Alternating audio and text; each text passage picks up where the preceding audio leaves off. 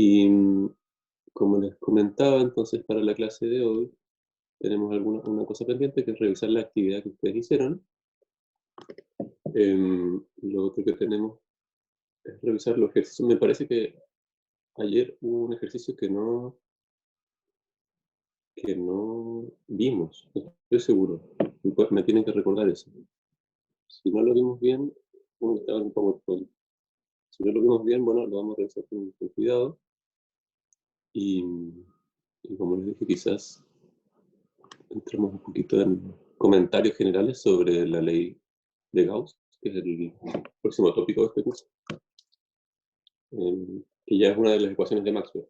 Si se acuerdan, al principio,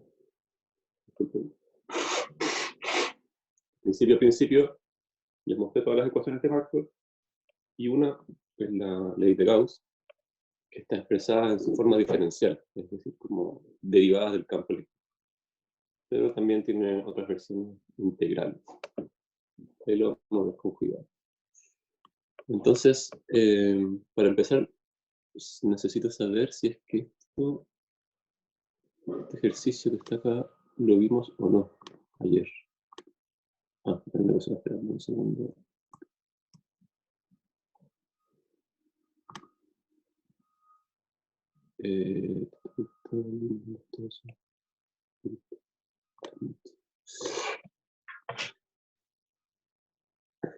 Entonces, este ejercicio sí lo vimos, ¿no?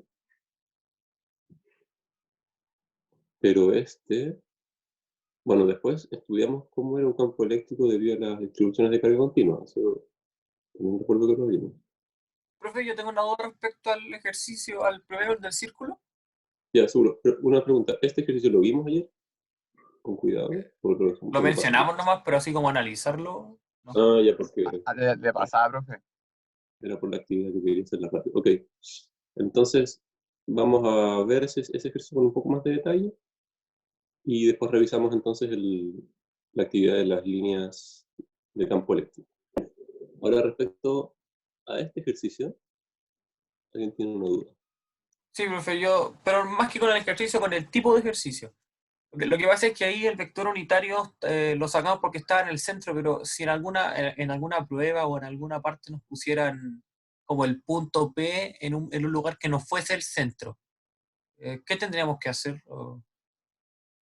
Bueno, la fórmula general es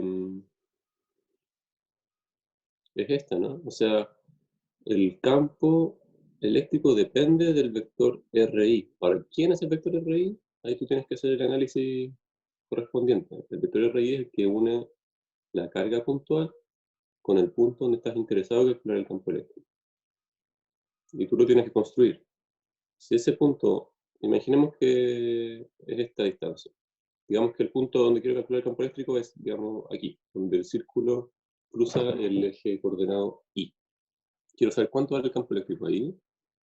Entonces los vectores que me interesan serían la distancia entre este Q y este. ¿Y cómo se calcula eso? Bueno, es la diferencia entre dos vectores.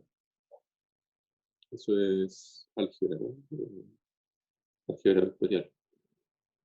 Ustedes saben calcular este vector como la diferencia entre el vector 0, y el vector que va desde 0 hasta Q. Y si los resto, entonces me da este vector. Entonces, ese RI que aparece en la fórmula es una resta de otros dos vectores. Profe, disculpe, en esa fórmula, ¿por qué aparece RQ? Que de repente me confundo cuando sale R cuadrado o R cubo. Ya. Recuerden que la ley de Coulomb iba como 1 sobre R cuadrado. A ver si ya no tengo escrito aquí la ley de Coulomb, pero era muy simple, es esto, whiteboard. Vamos a ver si ahora nos anda la cosa. Yes. La ley de Coulomb, el F era acá, por la carga 1, por la carga 2, dividido por R cuadrado, y un R aquí tongo, que es vector unitario. Gracias por avisar. Y los agregué. Entonces, a ver, aquí cuando es R tongo, lo que pasa es que R tongo, o R sombrero, no sé cómo le llaman ustedes, es por definición el vector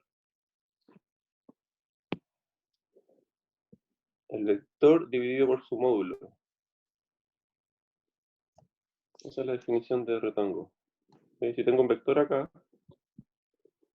R tongo es la dirección nomás, es un vector pequeñito, unitario, que tiene la misma dirección. Entonces, para obtener el valor de este vector pequeño, lo que uno hace es agarrar el vector normal y lo divide por su módulo.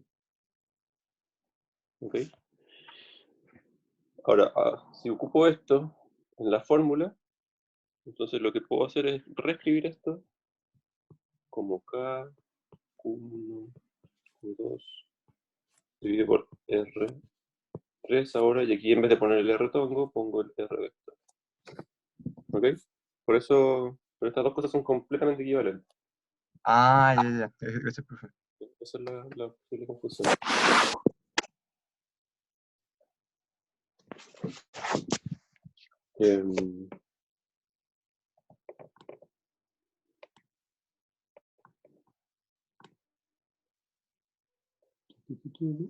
Screen, aquí parece que hay una pregunta en el chat. A ver. ¿Hay profesor? ¿Todavía hay gente esperando?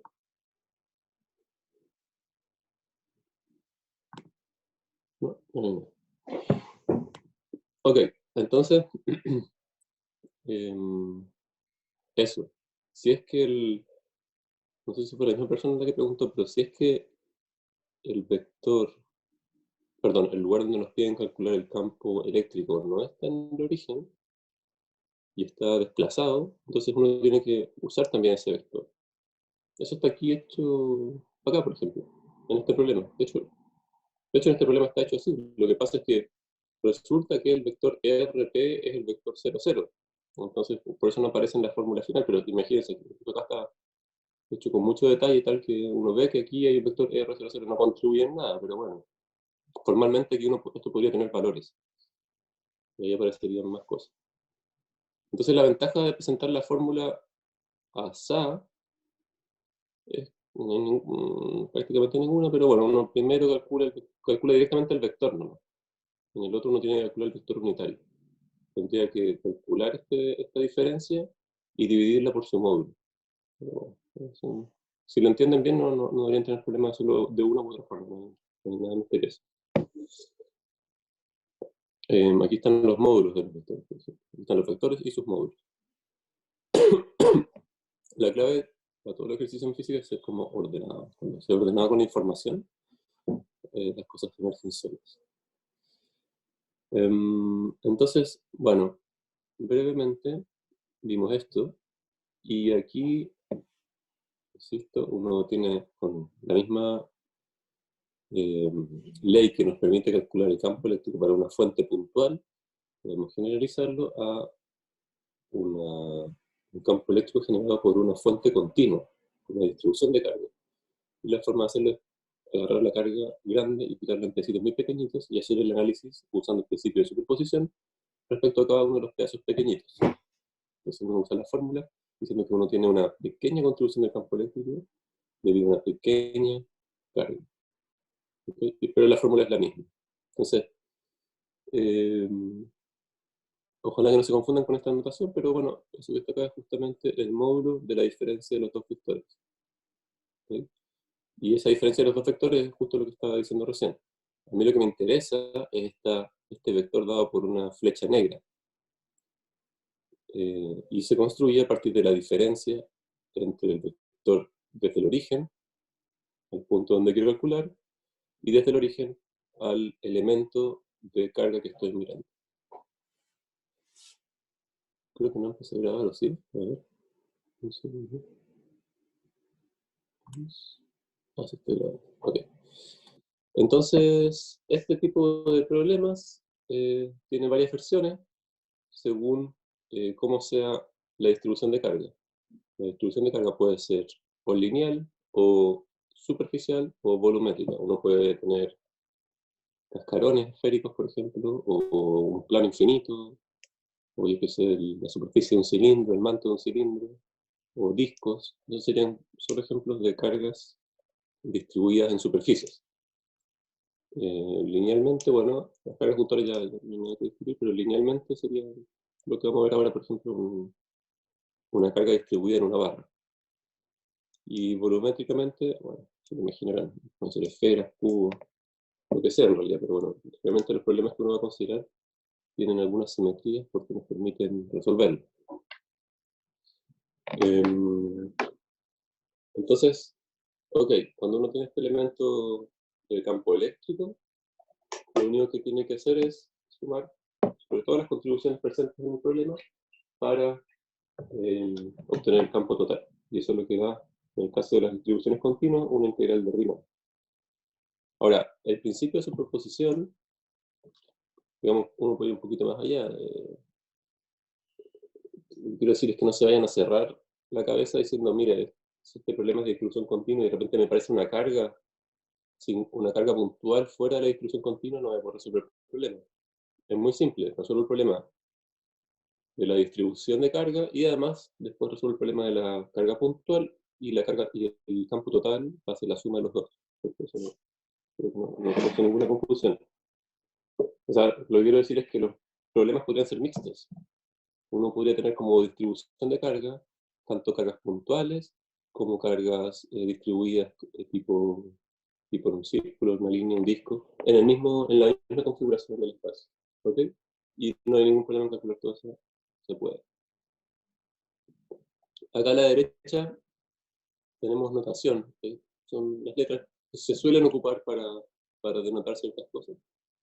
En la primera columna es asumiendo que la carga está equidistribuida, está distribuida uniformemente sobre la superficie en cuestión, entonces sobre el elemento extendido en cuestión. Entonces si tenemos una línea, se usa lambda, si tenemos una superficie se usa sigma, si tenemos un volumen se usa rho, donde L pequeño sería el largo de la línea, S sería la superficie total, que podría ser, por ejemplo, la superficie de una esfera, un cascarón, y B podría ser el volumen, de lo que sea, toro. En la columna derecha está lo mismo, pero expresado de forma infinitesimal.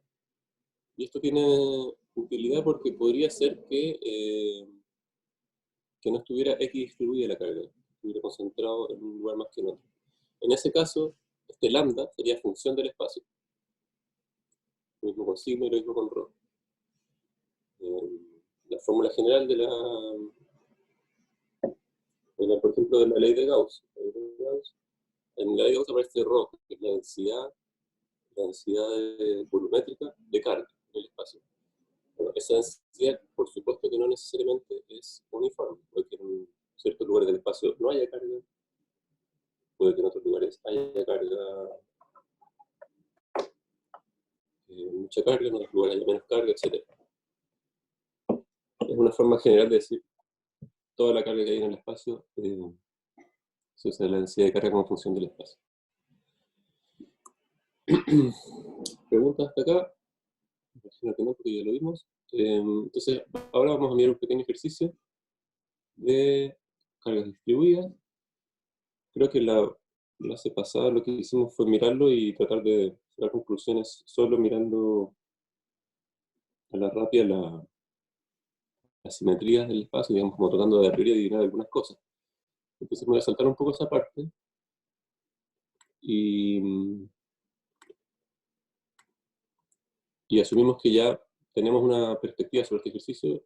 La perspectiva inicial que uno ve entonces es que, bueno, si todo esto ocurre en una línea, lo más probable es que el campo eléctrico también sea dentro de la misma línea, como es el campo eléctrico. Y lo segundo que uno podría decir es que, bueno, dado que la carga está distribuida sobre esta barra L, de largo L, y la carga está distribuida a la derecha del punto P, el campo eléctrico, siendo definido como en términos de una carga de prueba positiva, si se acuerdan, por convención debería debería apuntar hacia la derecha. ¿Okay? O sea, para encontrar el sentido del campo eléctrico, lo que yo tengo que hacer es imaginarme en ese punto, poner una carga positiva, y si la carga L es positiva, como me dicen en este problema, entonces el campo eléctrico debería ir a la derecha. Good. Y después, bueno, el análisis de qué pasa si es muy, muy grande, etc. Entonces tenemos esa idea inicial, por supuesto hay que comprobarlo al final del problema. Aquí ya está dibujado. Y la forma, entonces, uno tiene que tomar esta fórmula elemental de construcción del campo eléctrico y ir buscando cada una de sus componentes. Entonces, ¿qué tenemos? Tenemos la diferencia de los dos vectores. Un vector es estamos parados en el origen. Bueno, la vida no es así, o sea, aquí ya nos ayudan bastante cuando está este diagrama puesto. O sea, lo que uno tiene inicialmente, a ver, ni siquiera. Claro, dice. Uno tiene esto como enunciado, digamos. Podría tener eso como enunciado, y después uno tiene que poner el diagrama, los ejes coordenados. Ese paso, que me imagino que ya están un poco entrenados con sus primeros cursos de física, es clave. Si uno pone los diagramas de una forma a lo bruto, el problema puede ser súper complicado. Si por alguna razón se me ocurre poner el origen del diagrama fuera del eje donde está la barra, que también es correcto, me voy a complicar la vida. Porque tengo que buscar un ángulo, tengo que hacer un montón de cosas. Por ejemplo, para describir estos vectores sería bastante complicado. Pero bueno, aquí ya nos viene el diagrama elegido y eso es lo que uno también tiene que ser cuidadoso, digamos, al principio del problema. Cuando el problema ya está establecido, ver si el diagrama está bien elegido, si aprovecha las simetrías del problema, y lo otro que es tener la perspectiva de cuál podría ser la solución.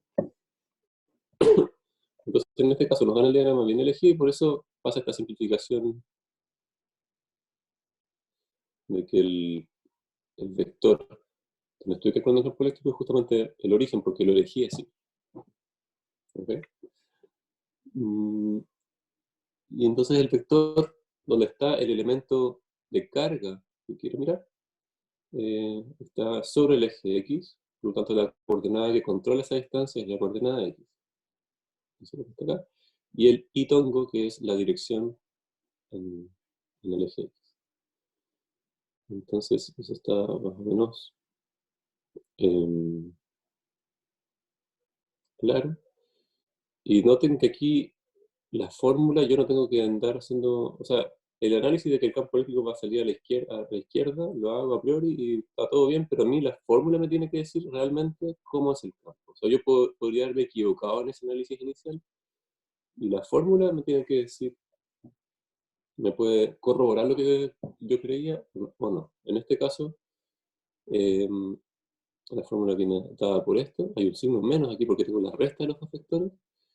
Entonces, si yo pongo bien este vector, el R', la fórmula me tira un signo negativo. ¿Okay? Entonces, el campo eléctrico en el punto donde lo estoy calculando es negativo y va sobre el eje Y. Eso está bien, y también tiene que ver con la lección que hice de los diagramas, y me tira entonces el campo eléctrico hacia la izquierda. Bueno, la parte del módulo es muy fácil. Como esto es 0, el módulo no se hace cargo del signo, así que esto es simplemente x al cubo. Y el dq es el elemento de línea, perdón, el elemento de carga asociado al elemento de línea. Entonces, yo aquí tengo dos informaciones. Una, que hay una carga que está distribuida uniformemente sobre esta barra. Conozco el valor de la carga, que era Q, y conozco el largo de la barra, que es L. Por lo tanto, la densidad de carga de esta barra es Q sobre L.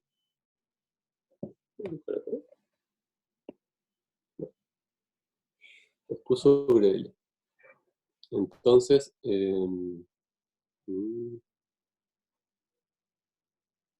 Voy a tratar para la próxima clase de ver si puedo dibujar arriba de las diapositivas, sería muy útil. Entonces Q sobre L daría lambda, y lambda, si se acuerdan por acá, Q sobre L, en este caso particular son las mismas letras, lambda me permite calcular el dq. Entonces, aquí tengo Q sobre L, aquí tengo dq sobre L, entonces el dq va a ser lambda por dx, en este caso, el diferencial de largo. Y ya. ¿Está puesto acá? Bueno, aquí está. Aquí está el resultado con una pequeña simplificación. O sea, la simplificación previa aquí es que este vector es x, entonces se simplifica con el x cubo, y por otro lado, dq es lambda por dx. Acá está. Ese L en realidad es lambda. Y ya, aquí esto es lo esencial, este es el corazón del problema. Uno tiene una perspectiva, después cuidadosamente se establece más o menos en el diagrama, si tiene una intuición correcta, y sabe usar bien la fórmula, esa es la parte maquinal, pero igual hay que ser cuidadoso, puede llegar a este punto, y el resto es cálculo. Usar lo que aprendieron en matemática, cálculo 1 y cálculo 2. Entonces, con esto yo construyo mi integral de Riemann, y la integral de Riemann, bueno, no es en todo el eje, mi barra es finita. Entonces, mi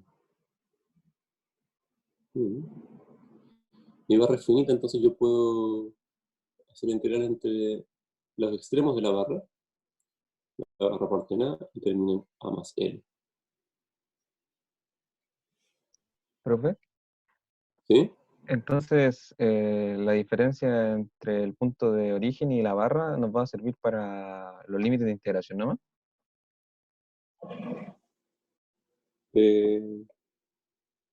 Claro. ¿No tiene otro uso aparte de eso? ¿O sí?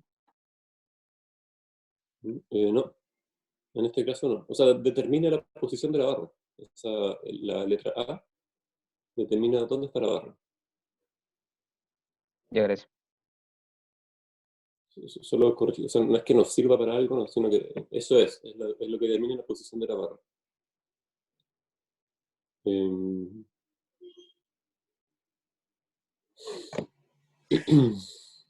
Bueno, entonces aquí uno dice, tengo muchas cosas dando vueltas, no quiero confundirme. Acá hay un problema matemático muy concreto que es calcular una integral, y eso aquí está separado. Lo separamos, hacer la vida un poco más simple. Todas estas cosas son constantes. Si lambda, notar aquí, si lambda fuese función de la posición, si esta barra tuviera más carga al lado izquierdo que al lado derecho, este lambda sería una función de la posición, y yo no podría sacarla de la integral, estaría aquí adentro. ¿Ok? Ahora, para poder resolverlo necesito saber qué funciona, si no, no puedo resolverlo. Pero digamos que esa función es x, por decir algo. Entonces ahí uno tendría que poner el x aquí adentro, jugar aquí un poco, y después resolver la integral, y tendría otro resultado. ¿Okay? Pero como en este caso es un poco más simple, y lambda es una función constante, no depende de la posición, sale de la integral, y la integral que tengo que resolver es solo esta, y ahí está resuelto.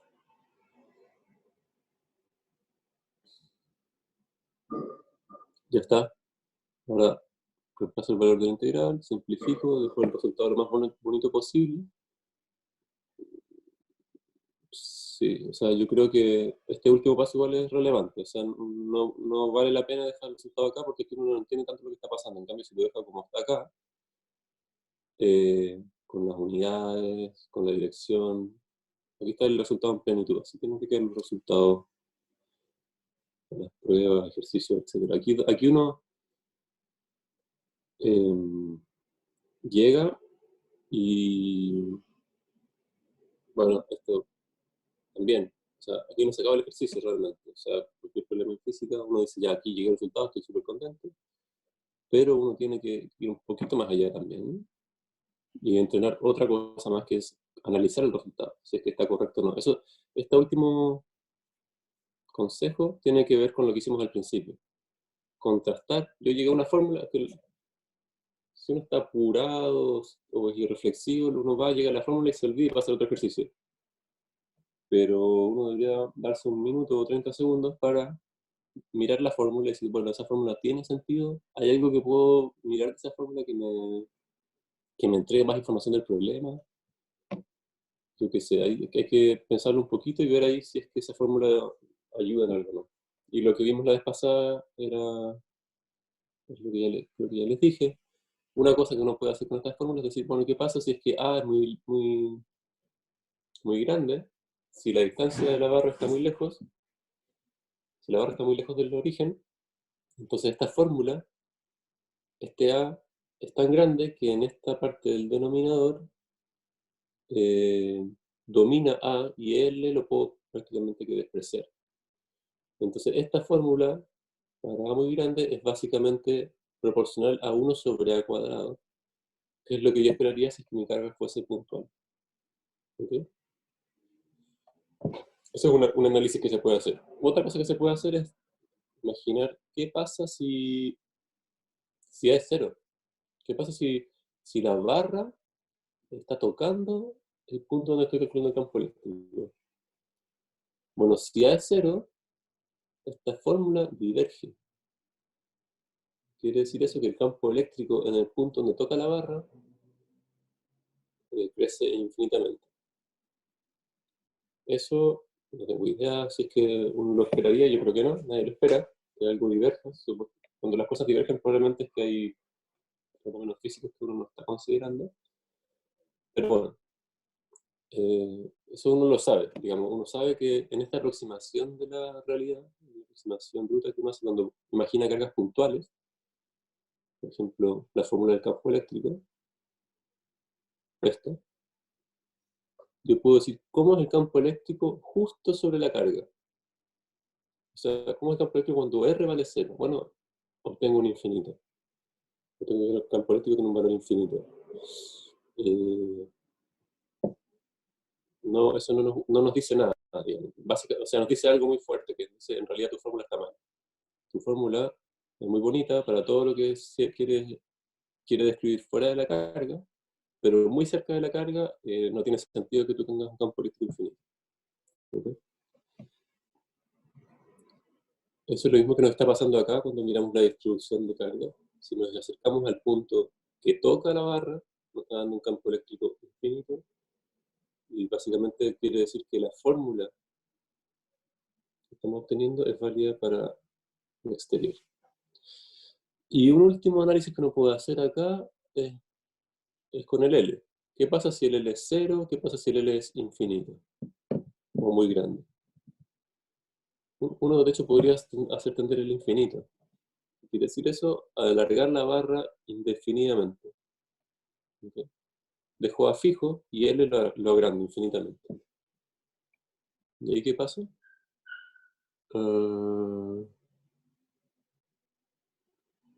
Obtengo algo que no es un valor, no es ni 0 ni infinito. ¿Cierto? Porque en el denominador L crece, entonces A es despreciable, y arriba tengo un L que también crece, entonces estos dos se simplifican.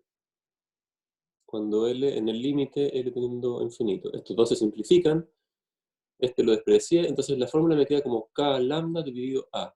Esa es la fórmula en ese límite. K lambda dividido A. Que es algo finito y que no depende de L. Normal. Eso. Entonces ahí resolví otro problema que no había considerado. El problema de una barra infinita que empieza en la distancia A y llega hasta infinitos positivos X con una distribución de carga constante dada por lambda. Y eso me da un campo finito en E.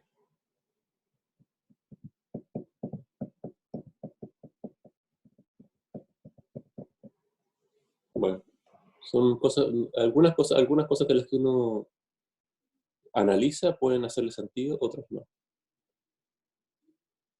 y otra, bueno, son nueva información. Esto para mí es nueva información. No sé si para algunos de ustedes tenían alguna idea de qué debería ser el campo eléctrico de una barra infinita. Sigue siendo notable que la fórmula a la que estamos llegando, bajo este análisis, que es K lambda dividido A, depende de A, eso es normal. Si esa barra infinita me acerca o me alejo, va a cambiar el valor del campo eléctrico. Un comentario, si esto fuese, no me voy a adelantar, pero después lo vamos a ver cuando vemos condensador y otros objetos cargados, uno podría tener un plano infinito aquí vertical. Un plano infinito y calcular el campo eléctrico debido a ese plano infinito. Cuando uno tiene eso, la distancia entre el campo y el plano no aparece en la fórmula. Eso quiere decir que el campo eléctrico, producido por un plano infinito que está cargado, no depende de la distancia del plano. Aquí, si la barra está lejos o está cerca, es muy relevante. Pero el plano, como es infinito, compensa eso y hace que la fórmula final no dependa de la distancia. Ok, si está todo claro con este ejercicio, por favor levanten la mano. Si tienen más preguntas, háganlas ahora.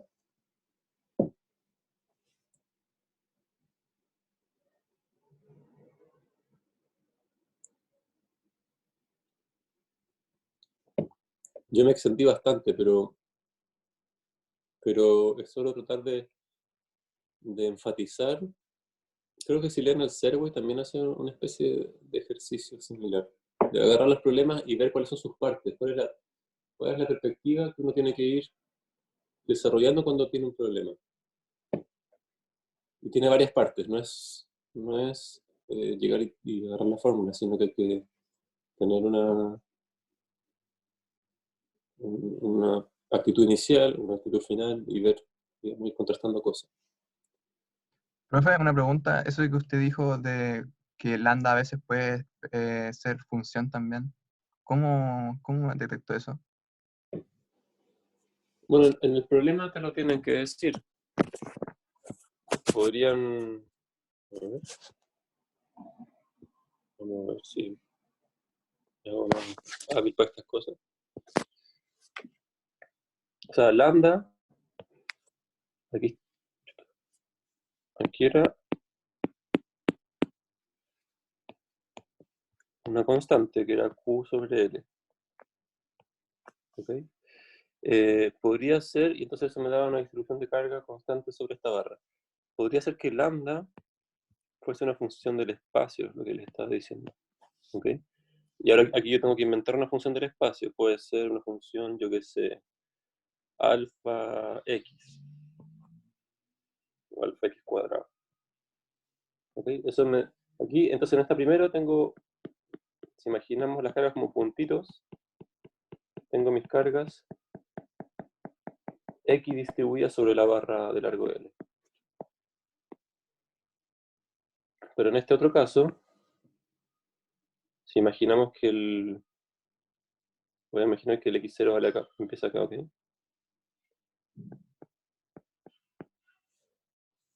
X igual 0 y x igual L. Solo para simplificarme la vida. Entonces en este caso, cuando x vale 0, casi no tengo cargas acá, una, digamos, dos ahí por ahí, y empieza a crecer la cantidad de cargas a medida que voy avanzando en x. De este lado tiene que haber muchas cargas. Y aquí entre medio menos.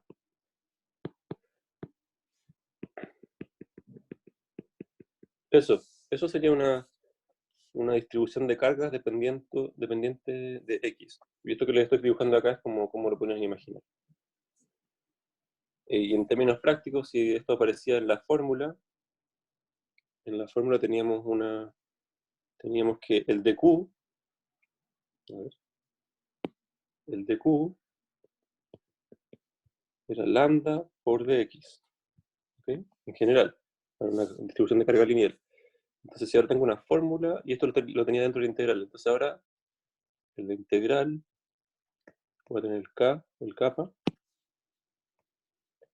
y tengo esta función lambda de Q, pero este lambda de Q es alfa x cuadrado de x, y en este mismo problema la parte de abajo era x cuadrado. ¿Okay? Entonces aquí pasan cosas distintas, se simplifican y uno tiene otra fórmula para el campo eléctrico.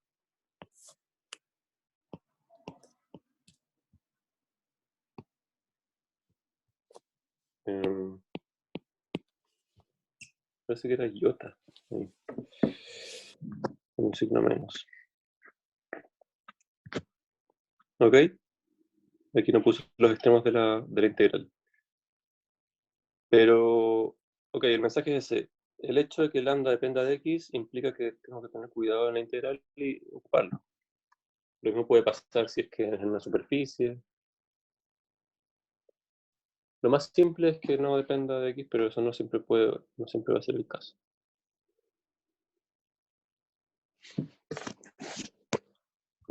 Entonces, si no hay más preguntas.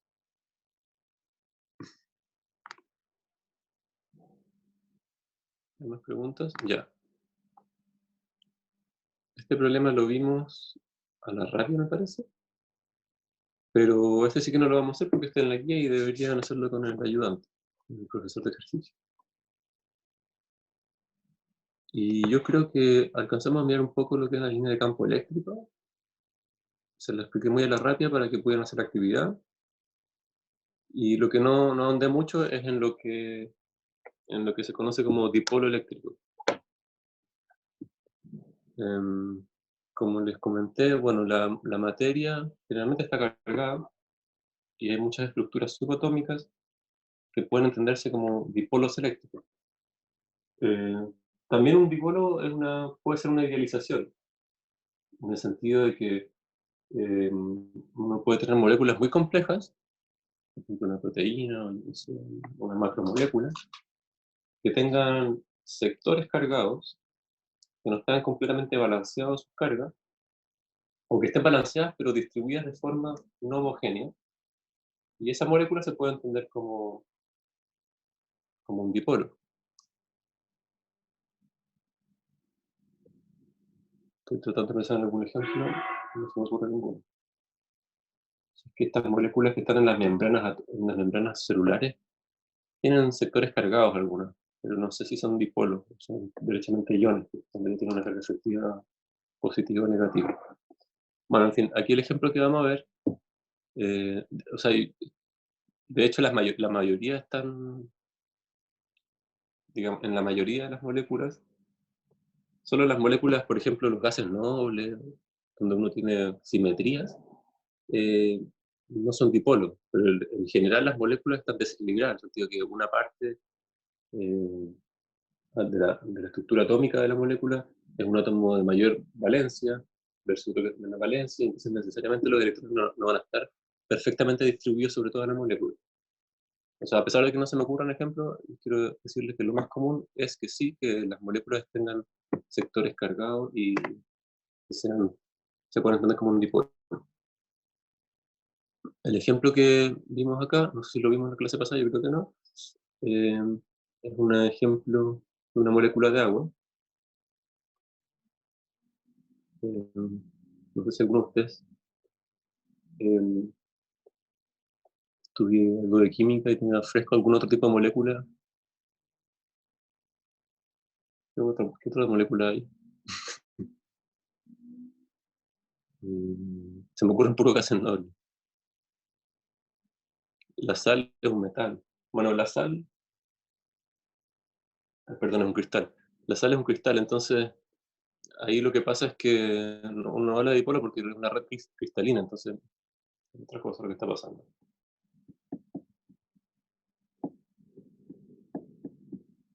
H2O, H2. Bueno, no sé, no se me ocurre ahora. De todas formas, esto es muy importante. Las moléculas, entonces, de aguas tienen una polaridad y uno puede reducir brutamente, ¿cierto? Porque aquí uno está haciendo una aproximación de esta molécula que tiene una estructura más complicada como dos sectores, un sector cargado positivo y un sector cargado negativo. colores lamentablemente están justo al revés, pero bueno, la idea es lo que importa. Y eso, bueno, permite de alguna forma entender esto que llaman los puentes de hidrógeno también. El hecho de que hubiese cargas positivas y negativas va a hacer que la molécula se oriente de una u otra forma cuando se encuentra en presencia de otra molécula. Y en el caso del agua, se generan estos que se llaman puentes de hidrógeno. Se atraen las partes positivas de la molécula con las partes negativas de la otra molécula. Y son puentes relativamente débiles, pero son débiles en comparación con la energía cinética que pueden tener las moléculas. Eso quiere decir que son débiles respecto a la temperatura que tenga el agua. Si el agua es suficientemente fría, entonces estos puentes de hidrógeno van a ser más fuertes que la energía, digamos, vibracional que tiene cada una de las moléculas y van a rigidizarse. Y ahí se genera, se puede congelar el agua. Se congela y el puente de hidrógeno es lo que ordena la estructura del agua. ¿Okay? Eso, así, o sea, con estas herramientas de los dipolos y la estructura eléctrica, molecular es todo un mundo. O sea, como les decía, toda la vida, todos los procesos metabólicos están controlados por este tipo de cosas, por cómo son las partes positivas, negativas. No sé si han visto alguna vez se han estudiado cómo se copia el ADN o cómo se generan las proteínas, ¿cierto? Uno tiene las moléculas de ADN, se separan, se copia el ARN, que es una copia provisoria de la cadena que tiene información genética. Esta copia provisoria del ARN sale del núcleo celular, va al citoplasma y ahí se copian con todas estas aminoácidos, ¿cierto? Sobre el ARN se van pegando los aminoácidos y se tiene una cadena de aminoácidos que va a formar una proteína. Ahora, ¿cómo se forma esa proteína? Es justamente enrollando la cadena de aminoácidos, pero ese enrollamiento ocurre con enlaces de hidrógeno. Justamente son compuestos de hidrógeno. Justamente son este tipo de enlaces que hacen que una molécula una proteína mantenga su estructura. ¿Ok? Esa cadena tiene enlaces fuertes, digamos, entre medio de los aminoácidos, pero además después se pliega en sí y forma una especie de pelota, que es la proteína, y esa proteína tiene interiormente una estructura mantenida por los enlaces de hidrógeno, por los puentes de hidrógeno. Ok. Estos eran comentarios generales. Ahora podemos pasar a la parte que tenemos pendiente, que es de los ejercicios de la actividad de ayer. ¿Alguna otra pregunta a este nivel respecto a los dipolos, líneas de campo? Ya lo hicieron ayer, pero bueno, las líneas de campo, si se recuerdan, es una forma de visualizar el campo eléctrico en un sistema de cargas. Por lo general es una visualización que debería ser tridimensional, pero la mayoría de los problemas uno lo resuelve de forma bidimensional porque si no se vuelve impracticable. Y tiene la particularidad de que en cada punto del espacio uno dibuja una línea que va en la dirección del campo eléctrico. Entonces, estas líneas, cuando uno ya las tiene dibujadas, hace el ejercicio inverso y dice, bueno, entonces en esta línea, el campo eléctrico, ¿cómo va en este punto? Bueno, va en esa dirección, tangente a la línea. ¿Okay? Ahora que vamos a ver los ejercicios, me gustaría que algunos de ustedes pudiesen conversar un poco o comentar un poco qué fue lo que hicieron. Por ejemplo, el grupo 6, Rodrigo Yeibul, ¿está presente? Yeibul, perdón. Sí, profe, acá. Hola Rodrigo, ¿podrías comentar qué hicieron ayer? Acá tengo lo que me mandaste. Es que esa distribución de carga la hizo otro compañero que él pudo utilizar bien el programa como para graficarlo. Ah, ya tú fuiste el encargado de enviar el correo, ¿no? Claro. ¿Y el otro compañero lo puede invocar?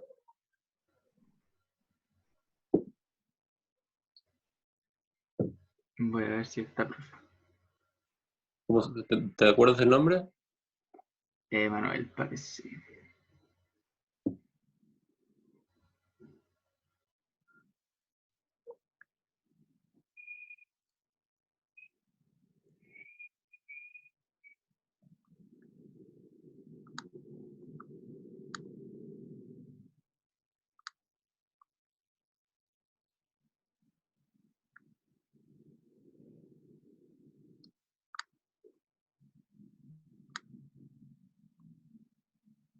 Bueno.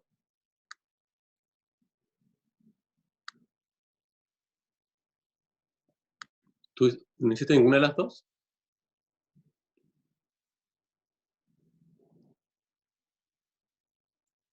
No, profe, él hizo las dos. Él hizo las dos. Ok.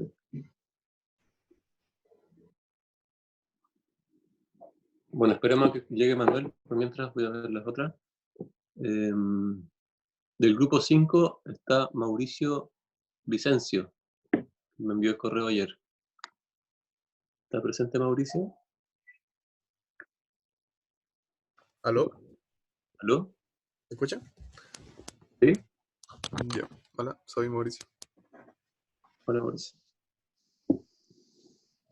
Si puedes comentar un poco qué es esto que enviaste. Eso es de un simulador que encontré en internet, que en la izquierda puse cargas similares para que fuera más uniforme el campo. Y eso, Y aquí hiciste uno que es un poco más complicado, le pusiste un poco más de carga, una carga más. sí. Igual es similar, solo con una carga más. Ok. Bueno, en este contexto, las cargas puntuales o las cargas positivas se les llama fuente de carga, solo para... Todo es convencional, ¿no? Parece todo es una convención, una fuente en el sentido estricto. Solo para denotar que de las fuentes positivas, de las cargas positivas, salen las líneas de campo. Entonces uno dice que son fuentes de campo. Y en el caso de las cargas negativas, uno habla de sumideros, porque las líneas de campo entran en las cargas negativas. Y aquí en estos diagramas se ve súper bien eso, que las líneas de campo entonces de las cargas positivas salen y entran. Y si uno fuese capaz de dibujar estos diagramas que tienen, estamos dibujando campo eléctrico en cada punto de una malla, ¿cierto? Acá hay una malla predefinida y ahí estoy tratando de calcular que uno está dibujando la línea de campo completa, pero uno la puede imaginar perfectamente, ¿ok? Son solo abstracciones lo que estamos haciendo, así que no es tan grave que sea una u otra estrategia de dibujo.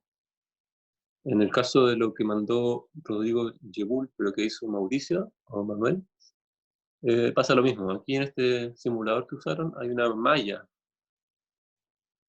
malla y el programita probablemente te calcula el campo eléctrico en cada uno de esos puntos y te pone una flecha según lo que calcula. Notar que en este caso dibuja campos eléctricos finitos y siempre el mismo vector. No hay una diferencia entre si el campo eléctrico es más intenso o más débil. En cambio, en este caso, el programa tiene una cosita más, que es que la intensidad con que está dibujada la flecha corresponde a la intensidad del campo. Entonces, si uno mira un campo más lejos, se ve que están las flechas un poco más grises, etc. Y aquí hay ciertos puntos en esta distribución de carga que están equidistantes, o más o menos equidistantes de las cargas positivas y las cargas negativas, donde naturalmente, otra vez por cosas de simetría, el campo es prácticamente cero. Es cero. O sea, si realmente es el punto equidistante, aquí donde tengo el mouse, el campo es cero. Y hay 4 de esos puntos en esta configuración. Aquí me imagino que debe ser un problema de que no es tan precisa pero hay un punto en torno a esta flecha donde el campo efectivamente debe ser cero. También están lo que entregó el ejercicio, el grupo 4. ¿Está Felipe? Sí, profe. ¿Puedes comentar lo que hicieron, Felipe? En primer lugar, nos habíamos imaginado cómo es que se formaba el campo cuando había, ¿cómo decirlo? Como casi un espejo, así, una posición simétrica. Entonces queríamos ver cómo es que cómo hacía el campo, ¿me entiendes? Sí. Cómo se comportaba en un estado simétrico. Y ese fue esto que estoy mostrando yo, que son los cuatro Sí, cargas. ese mismo. Sí, es el que queríamos ver cómo es que se comportaba. Bien. Y bueno, el resultado es simétrico. ¿Estamos de acuerdo, no? Claro, sí. Ahora, los ejes de simetría de este dibujo son las diagonales. Sí.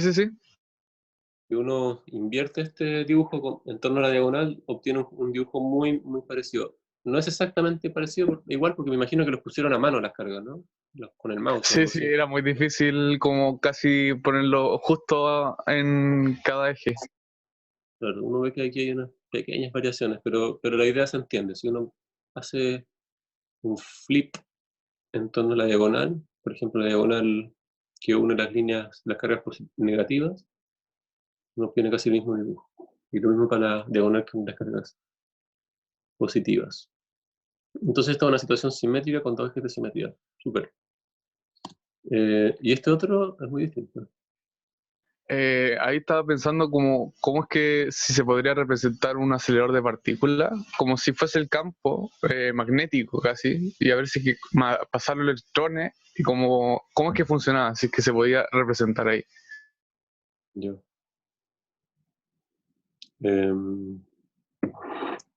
Bueno, lo que yo veo acá es como la intención de generar una especie de muralla Claro. cargada, ¿cierto? Y unos electrones sueltos podrían ser lo que están haciendo. También Ahora, hoy día he visto un video que como que se parece igual a lo que se hacen los experimentos de efecto túnel.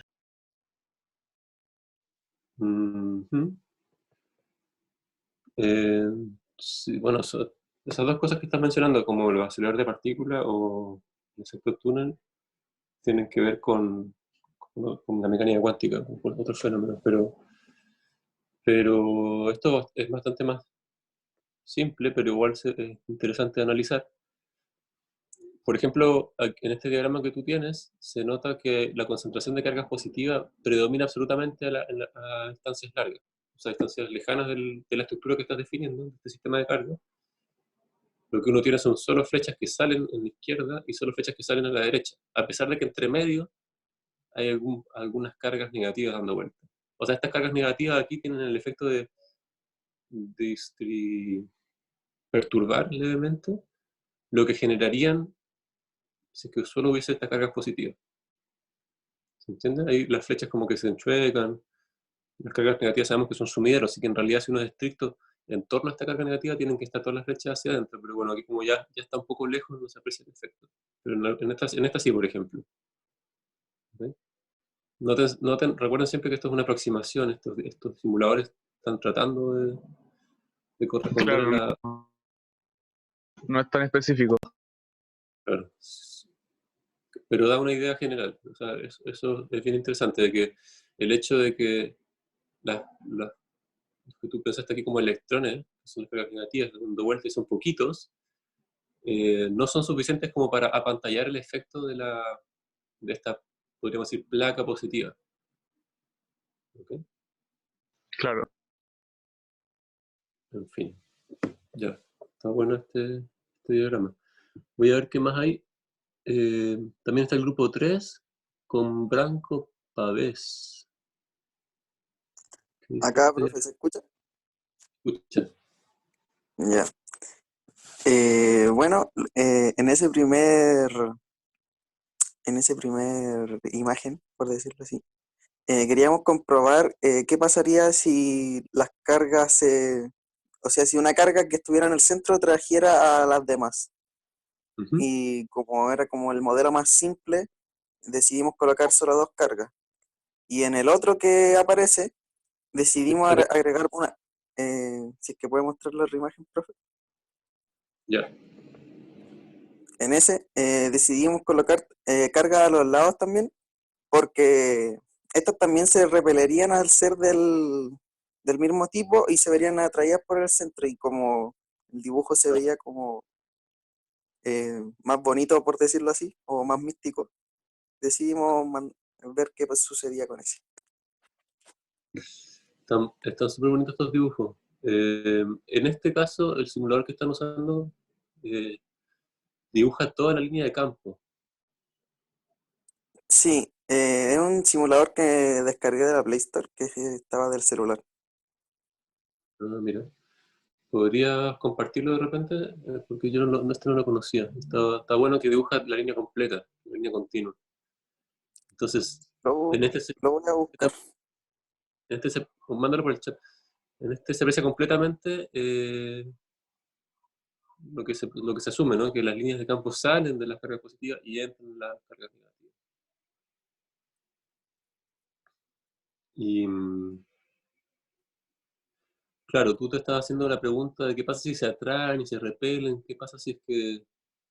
Aquí estamos viendo cosas estáticas y de alguna forma estamos forzando a que las cosas estén como las queremos poner. Ponemos una carga ahí, positiva y negativa, y ahí queda. Pero por Sí, supuesto, la pregunta es si estas configuraciones son estables, ¿ok? Y claramente no. O sea, si uno suelta estas cargas, en algún sentido, si esto fuese una pelota, por ejemplo, una bolita, dijémonos que esto es una superficie de una mesa, y estas son bolitas que pueden rodar, y están cargadas positiva y negativamente, bueno, eh, no son estables. Las cargas positivas y negativas se atraen, entonces todo esto se atraería. ¿Okay? En este otro caso, es una buena pregunta, no sé exactamente cuál sería la configuración final. Se atraen por un lado, pero efectivamente, como aquí tienes tantas cargas positivas, cuando se empiezan a juntar al centro, se van a repeler. claro. Quizás hay situación de equilibrio. Habría que mirarlo.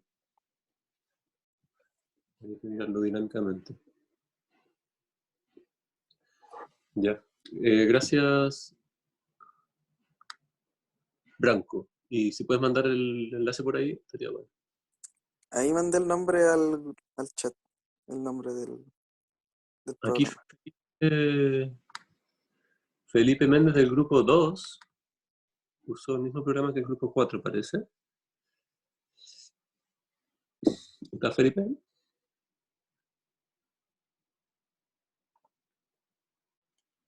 Felipe del Agua. Bueno, básicamente, o alguien del grupo 2 que haya participado en la creación de este diagrama. Yo, profe. ¿Se escucha? Sí, hola Juan. Ah. Nosotros tratamos de usar figuras, por así decirlo. Aquí tenemos un triángulo y en la otra hicimos algo similar al grupo anterior. Tratarlo de dejar lo más simétrico posible para ver cómo se comporta la flecha. Ajá. O sea, efectivamente, esta situación es exactamente la misma que esta. Sí. Y los diagramas son muy distintos solo por el simulador que están ocupando. Uh-huh. Bueno, está claro que este simulador, la intención de todo esto es visualizar el campo eléctrico, y lo estamos logrando muy bien. Lo único que constatar que hay muchas formas de visualizarlo, eso ya depende del simulador que estén usando. Pero este simulador no grafica las líneas de campo, ya lo dije, grafica el campo en cada punto, que es igual de efectivo para darse una idea de lo que está pasando. Este cambio grafica las líneas de campo.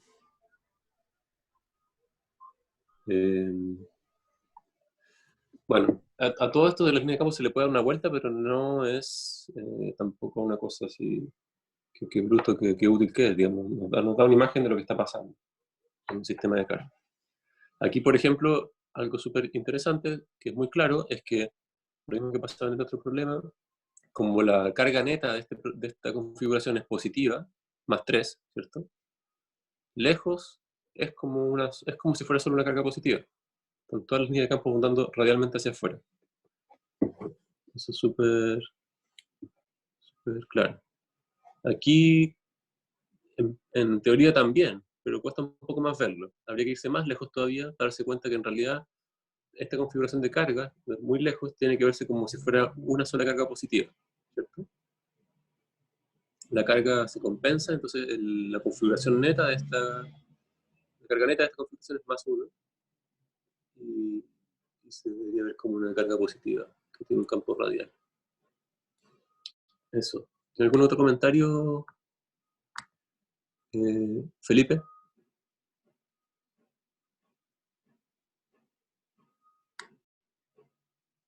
Ah, no, perdón, Juan.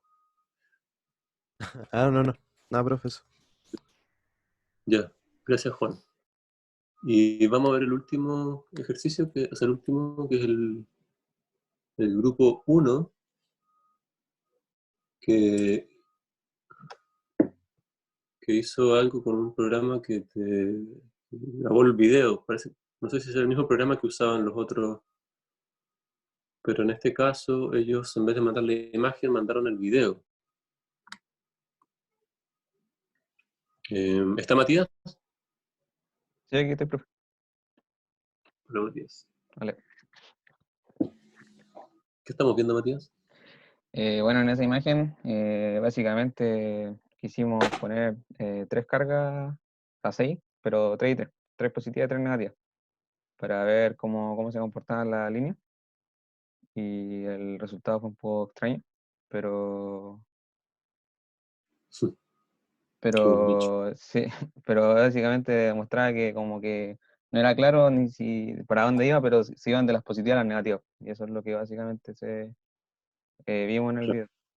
O sea, mandé el video básicamente porque el programa te mostraba cómo se movían las líneas y me pareció interesante. Mm. Es bonito, visualmente es bonito. Ahora,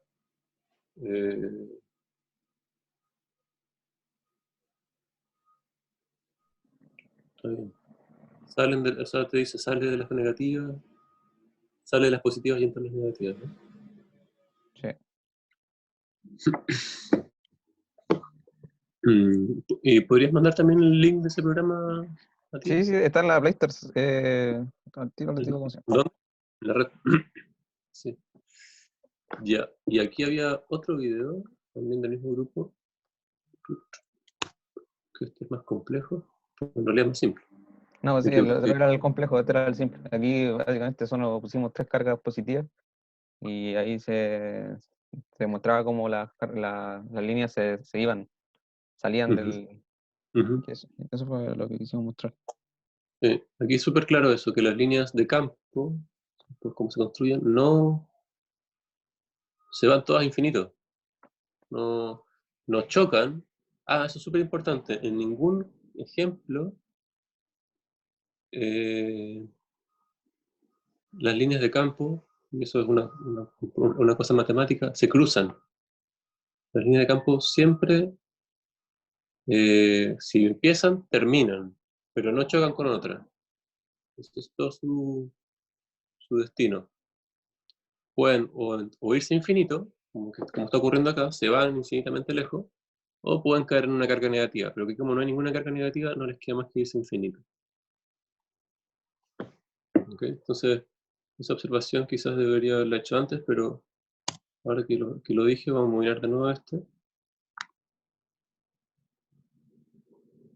Por más que sea complicado lo que uno ve acá, si se fijan con cuidado, las líneas de campo nunca chocan unas con otras. Hacen esos dibujos complicados justamente para no chocar. O sea, podemos entenderlo así. Y también en estos diagramas que nos mostró el grupo 3, las líneas de campo nunca chocan, nunca se cruzan. Okay. Bueno chicos, estuvo súper bueno el resultado de la actividad. Me conforme, ojalá que les haya quedado claro. Yo creo que sí, este tipo de cosas no se olvidan cuando uno lo hace gráficamente. Pero bueno,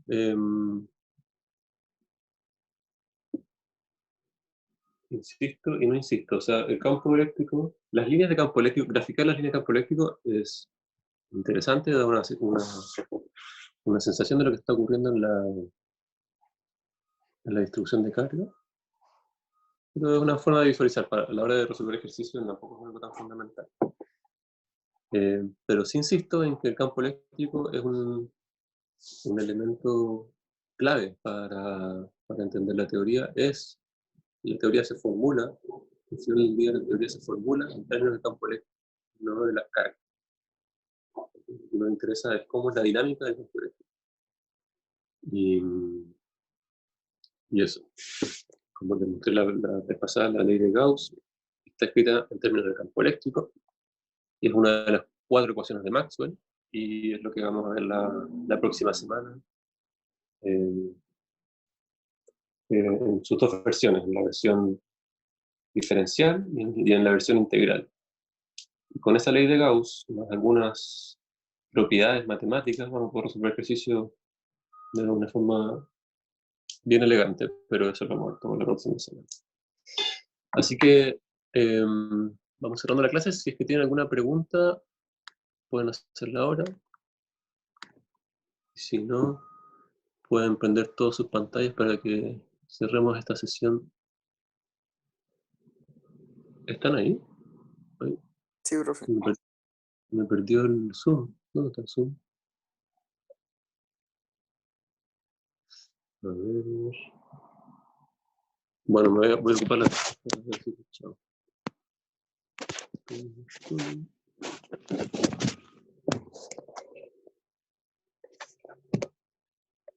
Bueno, ¿no? Sí, profe, sí, sí, profe. Voy a dejar de compartir pantalla. Y ya. Bueno, entonces, chao chicos, nos vemos la próxima semana.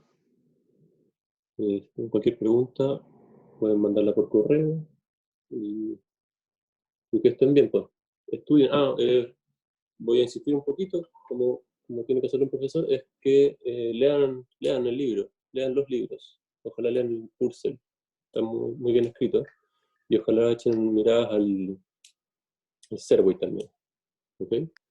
Muchas gracias, profe. Ok.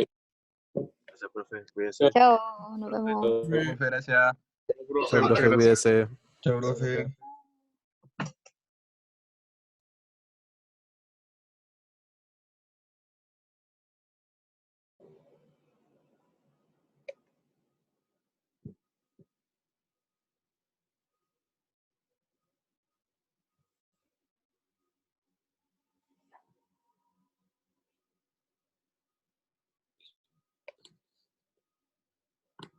¿Qué es esto?